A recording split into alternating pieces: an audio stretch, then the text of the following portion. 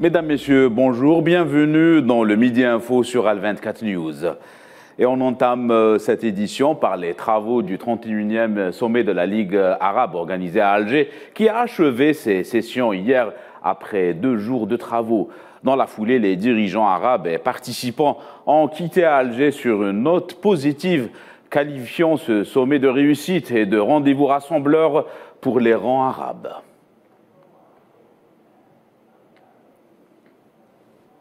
La déclaration d'Alger, c'était donc un rendez-vous arabe qui a vu naître la déclaration d'Alger, une déclaration qui a mis l'accent sur le soutien absolu aux droits inaliénables du peuple palestinien, y compris son droit à la liberté, à l'autodétermination et l'établissement de l'État de Palestine, ainsi que le maintien de l'initiative de paix arabe de 2002 et le renforcement de l'action arabe commune et le rejet de l'ingérence étrangère sous toutes ses formes dans les affaires internes des pays arabes, en renforçant le rôle de la Ligue des États arabes.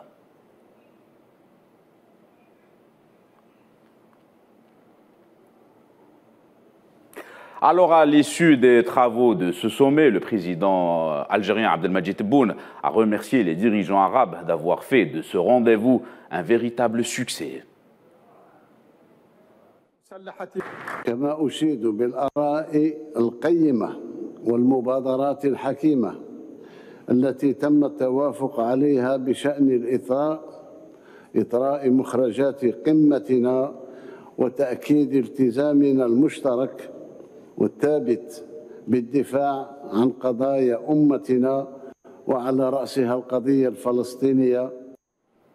La déclaration d'Alger, feuille de route de l'action arabe commune, un document qui met en avant la centralité de la question palestinienne. Elle souligne la nécessité de s'engager à la poursuite du processus de renforcement et de modernisation de l'action arabe commune et sa promotion à la hauteur des aspirations des peuples arabes. Plus de détails avec Naïla Aït Hamouda. La première des 5 grandes résolutions adoptées par la déclaration d'Alger concerne la cause palestinienne portée par l'Algérie au cœur du sommet d'Alger. La résolution fait l'unanimité, elle réaffirme la centralité de la cause palestinienne, un soutien total et indéfectible au peuple palestinien pour son droit à l'indépendance, à l'autodétermination, pour la création d'un État indépendant pleinement souverain sur les frontières de juin 1967 avec El Quds Est comme capitale. Cette même résolution réaffirme également le droit de retour aux réfugiés palestiniens, conformément à la résolution adoptée en 1948 de l'Assemblée générale des Nations unies. La deuxième résolution aborde entre autres la situation du monde arabe, insistant sur une action commune pour contribuer au règlement des conflits auxquels sont confrontés certains pays arabes, et ce, loin de toute ingérence extérieure. La troisième résolution porte sur le renforcement et la modernisation de l'action arabe commune par de nouveaux mécanismes. Cette résolution appelle à valoriser les propositions constructives présentées par le président algérien Abdelmadjid Tebboune sur la jeunesse et la société civile. La quatrième résolution concerne les relations de la communauté arabe avec la communauté internationale. Celle-ci repose sur les bases du bon voisinage, de la confiance et de la coopération constructive. Enfin, la dernière résolution aborde les tensions sur la scène internationale. Elle met en évidence le dysfonctionnement des mécanismes de gouvernance internationaux et y apporter un traitement tout en garantissant l'équité et l'égalité entre tous les pays. Les États arabes doivent adopter des positions communes sur les questions sensibles telles que le terrorisme et toute forme d'extrémisme. Et ce sommet d'Alger a été l'occasion pour l'Algérie de rappeler le principe de la non-ingérence et du règlement des conflits par les pairs. Un principe que l'Algérie défend depuis longtemps dans sa politique avec les États arabes ou africains, les solutions arabes aux problèmes arabes. Les détails avec Lila Gertal.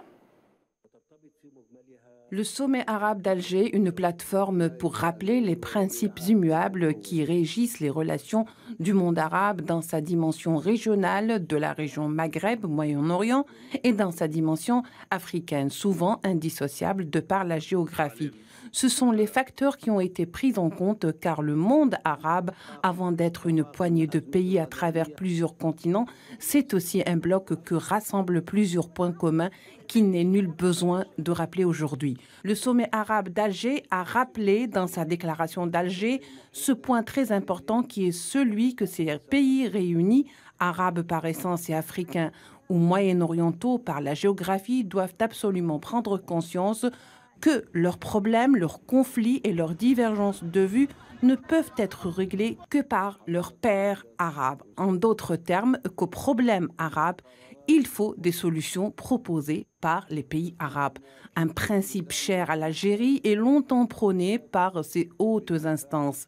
Un principe également défendu par l'Algérie au sein des instances africaines pour apaiser les foyers de tension dans la région du Sahel, par exemple, où le rôle de l'Algérie en tant qu'intermédiaire de paix a montré ses preuves. De même que dans la région arabe, l'Algérie privilégie la paix, le dialogue et les solutions négociées en tant qu'option stratégique. En témoigne de cela le grand exploit réalisé à Alger dans l'unification des factions palestiniennes, un travail qui gagnerait à être appliqué dans le règlement des crises telles que par exemple la crise libyenne, une crise que seuls les pays proches ayant une connaissance du terrain et de la mentalité des populations peuvent en comprendre les enjeux, loin de toute ingérence malencontreuse.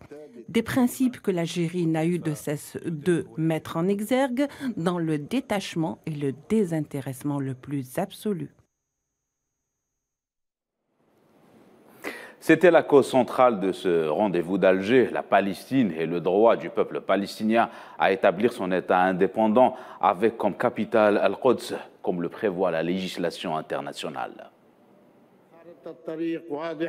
جددنا كلنا بشأنها دعمنا المطلق للشعب الفلسطيني من أجل استعادة كافة حقوقه المشروعة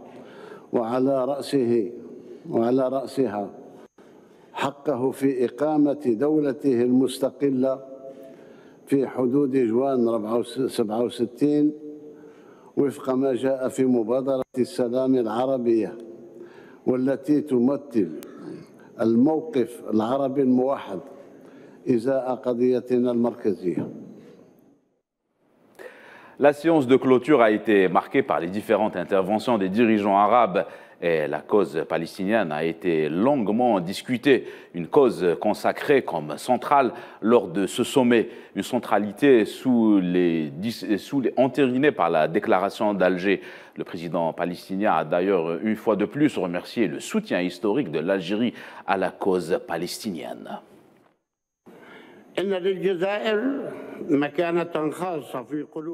L'Algérie occupe une place spéciale dans le cœur des Palestiniens et des Arabes. C'est sur la terre d'Algérie que l'appel fut lancé pour la fondation de l'État de Palestine en 1988.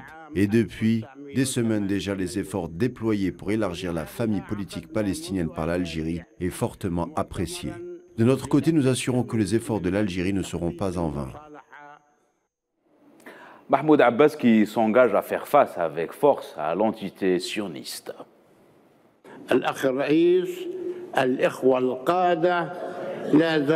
Chers confrères, depuis 7 ans, le peuple de Palestine vit encore sous le joug de la Nakba et ses conséquences d'injustice et de destruction. En dépit du respect du peuple palestinien des décisions du droit international, en revanche, les forces coloniales affaiblissent la solution des deux États et le mépris du droit international. L'entité coloniale s'est toujours comportée en deçà du droit, dans un silence international inquiétant, sans qu'aucun compte ne lui soit demandé, ce qui ne nous laisse pas d'autre choix que de revoir des termes des négociations établis auparavant avec l'entité coloniale qui ne respecte aucun engagement.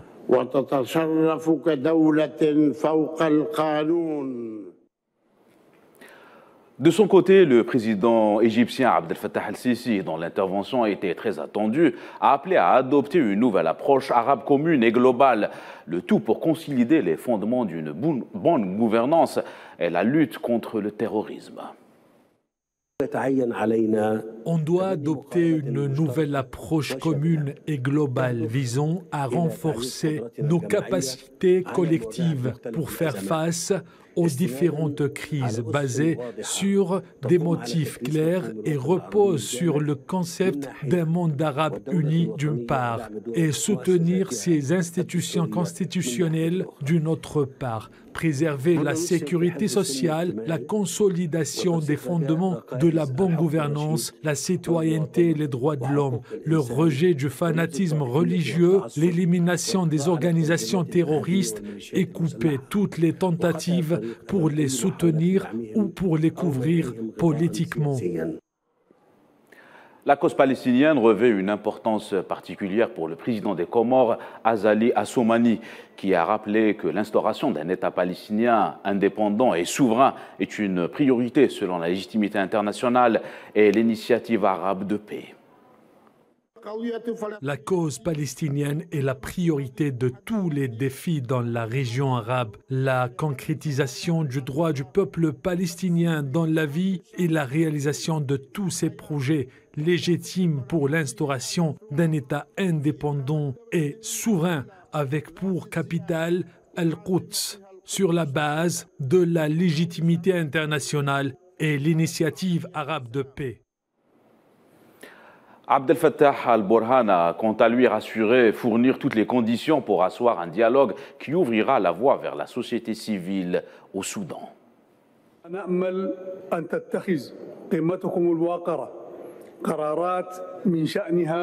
Nous plaçons notre confiance au sein de cette Assemblée afin qu'elle prenne tous les engagements pour garantir et renforcer l'unité nationale soudanaise.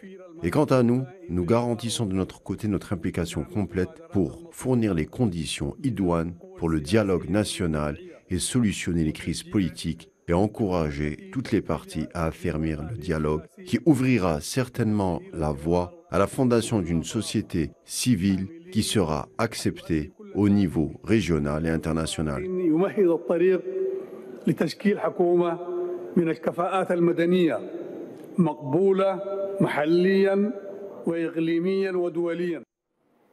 Le président mauritanien est lui revenu sur les menaces qui pèsent sur la région, des menaces qui poussent les pays arabes à raffermir leurs rangs et à approfondir la solidarité et l'entraide.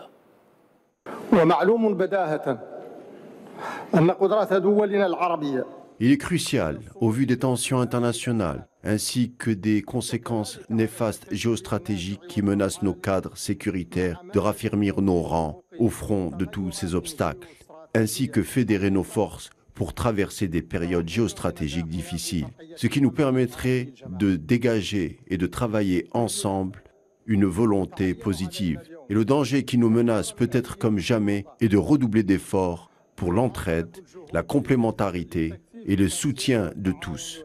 Ce qui est requis urgemment est de contribuer à la sécurité et la paix à l'échelle de l'espace arabe sous l'égide de la confiance et de la solidarité. Et le chef du gouvernement libanais, Najib Mikati, lance un appel aux pays frères pour le soutien de son pays, le pays du Cèdre, qui se trouve dans une impasse politique, mais aussi économique. Ne laissez pas seul le Liban. Le pays du Cèdre est changé. Le phare de l'Orient s'est éteint. Le port qui était la porte de la région est explosé. Pareil pour l'aéroport. La lumière s'est éteinte à cause de l'absence des hydrocarbures. Nous sommes dans un État qui souffre économiquement et socialement. Nous luttons contre les maladies avec des moyens très limités. Et puis l'on revient à la cause palestinienne, un dossier également évoqué par l'émir Faisal Ben Farhan Al Saoud, qui a affirmé l'importance de cette question, tout en saluant l'initiative algérienne pour rassembler les factions palestiniennes. Je voudrais saluer vivement les efforts palpables déployés afin de garantir la réussite de ce sommet. Ceci s'est illustré par la sagesse qui a caractérisé la gestion de ces travaux, ainsi que dans sa bonne organisation et sa préparation distinguée. Le Royaume apprécie les résultats de ce sommet, qui sont une concrétisation du rôle de la Ligue arabe au service de l'action arabe conjointe, ce qui démontre également notre engagement à travailler ensemble au service de nos causes et face à nos défis communs.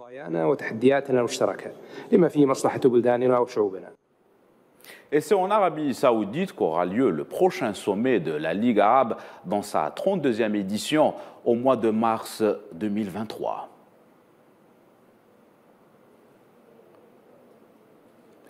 Et à l'occasion d'une conférence de presse animée conjointement par le ministre algérien des Affaires étrangères, Ramtan Lamamra, et le secrétaire général de la Ligue arabe, Ahmed Aboulghait, au terme des travaux du 31e sommet arabe, les deux hommes se sont félicités de la réussite de ce sommet d'Alger qui a atteint ses objectifs tracés, mettant en avant le rôle du président de la République dans ce succès. Plus de détails avec Souhila Kilal. Un des sommets les plus importants de l'histoire de la Ligue arabe, sommet du consensus et de la réunification, un sommet qui a réussi à atteindre ses objectifs. Autant de déclarations prononcées à l'occasion de la conférence de presse, animée conjointement par le secrétaire général de la Ligue arabe, Ahmed Aboulghait, et le ministre algérien des Affaires étrangères, Ramtan Lamamra. Le chef de la diplomatie algérienne a indiqué au parterre de journalistes présents que l'Algérie avait réussi à atteindre les objectifs tracés lors du sommet d'Alger, à savoir l'unification des rangs arabes. Il a par ailleurs ajouté que ce rendez-vous était un succès au niveau national, arabe et international. Le ministre a précisé qu'Alger avait réuni toutes les conditions nécessaires à cette réussite sur le plan logistique et politique et s'est félicité de la capacité de la Ligue arabe à s'adapter à la nouvelle donne et à accomplir pleinement son rôle dans l'encadrement de l'action arabe commune et l'accélération du renouveau. Concernant la déclaration d'Alger, Lamamra a relevé que l'Algérie a œuvré à promouvoir le consensus entre toutes les parties et à tous les niveaux et à rapprocher les vues pour parvenir à une convergence totale autour de tous les textes soumis au débat. De son côté, le secrétaire général de la Ligue arabe, Ahmed Aboulghait, a lui affirmé que le 31e sommet arabe était une réussite et une des plus importantes éditions. Il est revenu sur les conditions organisationnelles pointues du sommet d'Alger. Toujours selon Aboulghait, la caractéristique de cette échéance arabe demeure le consensus grandiose entre les dirigeants et l'absence de toute réserve. Et justement, pour le secrétaire général de la Ligue arabe, Ahmed Aboulghait, ce sommet est un franc succès à travers l'organisation, les initiatives présentes, mais aussi en termes de représentativité. Je suis entièrement d'accord sur le fait que ce sommet est un franc succès à tous les niveaux. Personnellement, j'ai compté 17 présidents, chefs de gouvernement, émirs et princes héritiers, 17 sur 21. Les 4 restants étaient représentés à un très haut niveau. C'est l'un des sommets les plus importants de la Ligue arabe niveau représentativité. L'Algérie a tout mis en œuvre pour que ce sommet soit une réussite, que ce soit au niveau organisationnel que sur le plan des initiatives pour enrichir les travaux du sommet. C'est le sommet du consensus. Nous n'avons décelé de réserve sur aucune décision prise, contrairement aux précédentes sessions du sommet arabe. Et pour le ministre des Affaires étrangères algérien, Ramtan Lamamra, le succès de ce sommet est un succès algérien à travers ce rendez-vous réunissant les membres de la Ligue arabe.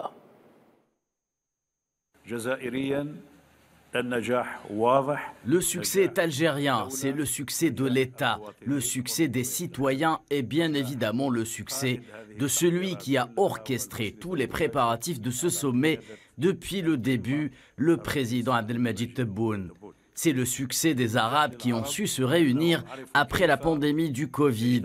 Armés d'une extrême conscience politique, ils ont réalisé l'importance d'unir les rangs et la parole, tout en prenant conscience de la sensibilité et la gravité de la situation territoriale et mondiale. Ce sommet du nouveau et du renouveau a posé un grand jalon dans le processus de renforcement et de développement de l'action arabe commune. La Ligue arabe avait montré sa capacité à s'adapter à la nouvelle donne et à accomplir pleinement son rôle dans l'encadrement de l'action arabe commune et l'accélération du renouveau. C'est la fin de cette édition. L'information continue sur Al 24 News. Excellent après-midi à tous.